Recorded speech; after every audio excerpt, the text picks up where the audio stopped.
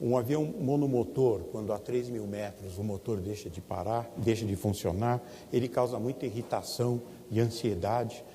E a hora que você tem um paraquedas, você consegue ter uma chance de sobrevivência muito maior.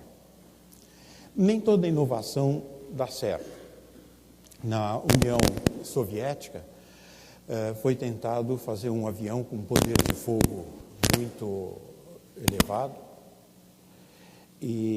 mas não funcionou. Depois de uns testes, ele voou, mas não conseguiu operar bem. Quando o avião caiu, a equipe toda de gerenciamento, que liderou o gerenciamento do projeto, foi fuzilada. Então, aqueles de vocês que reclamam que a empresa de vocês é pouco tolerante, vocês são felizes e não sabem. Maturidade na gestão de inovação. A gestão de inovação, para você fazer bem feito, depende de uma série grande de componentes. Eu vou mencionar alguns. A inovação competitiva, para ser bem sucedida, ela depende de você ter uma estratégia apropriada, ela depende de você ter um gerenciamento de tecnologia bem feito, ela depende de você ter uma estrutura organizacional e processos que facilitem a inovação e também uma cultura e gestão de pessoas. Como pano de fundo nesse processo todo, esse conjunto pode ser feito de uma forma mais aberta ou mais fechada. E esse conjunto, ele pode ou não estar bem integrado com modelos de negócio inovadores que facilitam esse processo como um todo. Vamos falar um pouco agora de gestão tecnológica, onde a gente vai concentrar mais. A gente vai muito mais lidar com inovação tecnológica do que inovação gerencial. O foco de tudo são os objetivos e estratégias da empresa, o modelo de negócio acoplado.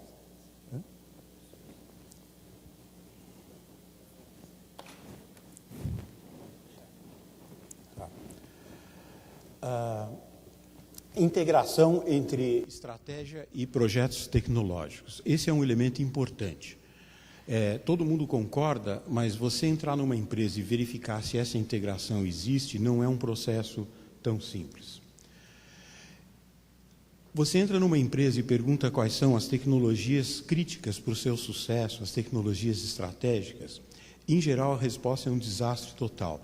Dependendo para quem você pergunta, a lista é uma.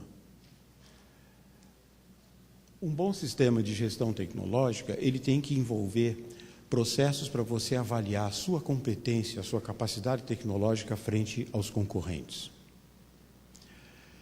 Inteligência tecnológica. Inovação aberta depende demais de você estar sintonizado com ambientes, com tendências, com fornecedores, com clientes, possíveis parceiros, etc. Além disso, você tem que se preocupar em quanto investir em tecnologia e como ter uma carteira de projetos apropriada e equilibrada. Eu quero lembrar que eu vou disponibilizar esses slides depois para quem participou do evento. Desenvolvimento interno versus externo. Quer dizer, o que você faz dentro, o que você faz fora. Então, isso de novo está ligado com Open Innovation e é absolutamente crítico. Open Innovation é um conceito fundamental para o sucesso da inovação. Entretanto, é bom lembrar que nem sempre mais aberto é sempre melhor. O adequado para a empresa é saber em qual estágio do projeto vale mais a pena você abrir mais e outro você abrir menos. Parcerias estratégicas é outro componente da gestão tecnológica. Estrutura organizacional para você facilitar a inovação. Como você identifica barreiras e facilitadores no processo de inovação.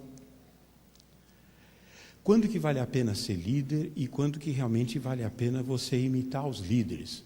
Existem formas de você imitar inovações já feitas de forma legal e competitiva.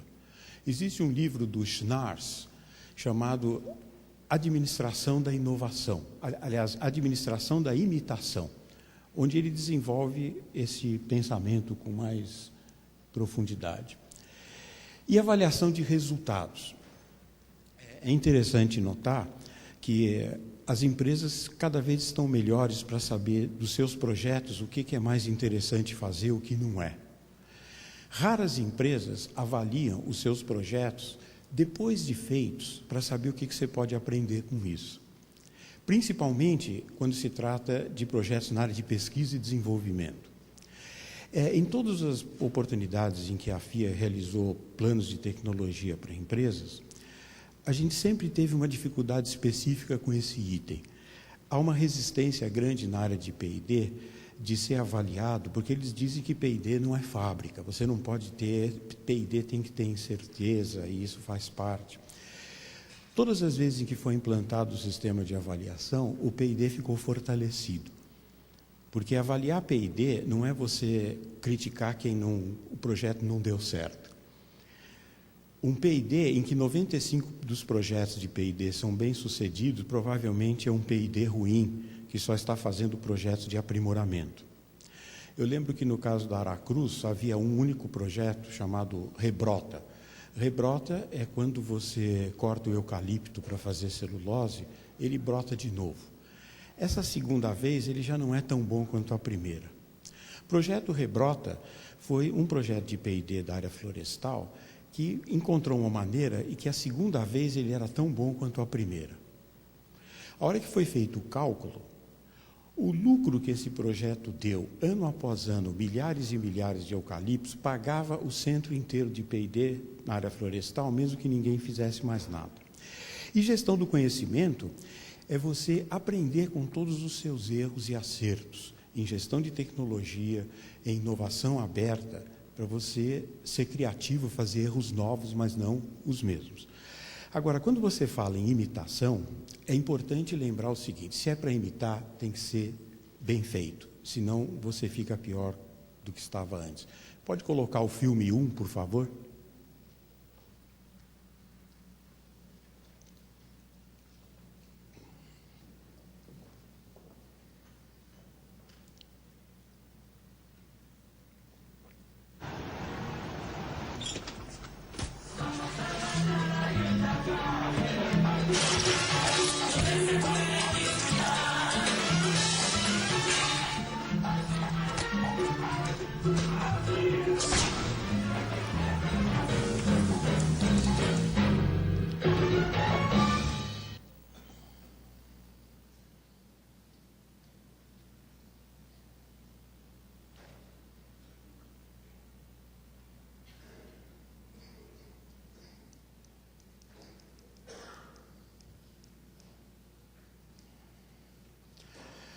Um pano de fundo para todo esse processo de gestão de tecnologia é o uso de sistemas externos e o quanto que você faz mais aberto ou menos aberto, dependendo do que é melhor para a empresa.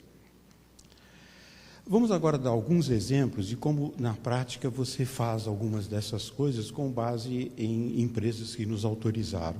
Inclusive, tudo que foi mostrado aqui foi publicado já, muitas vezes, com os diretores da própria empresa.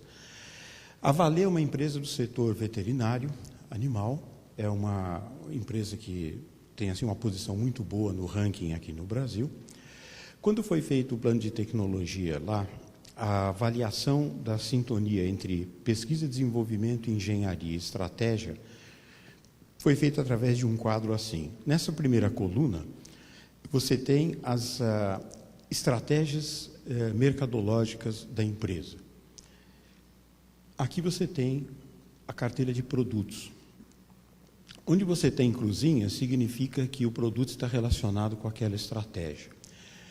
Depois, em projetos como a CEMIG, Centrais Elétricas de Minas Gerais, a Vale, Polialden e outras, as cruzinhas foram substituídas por número.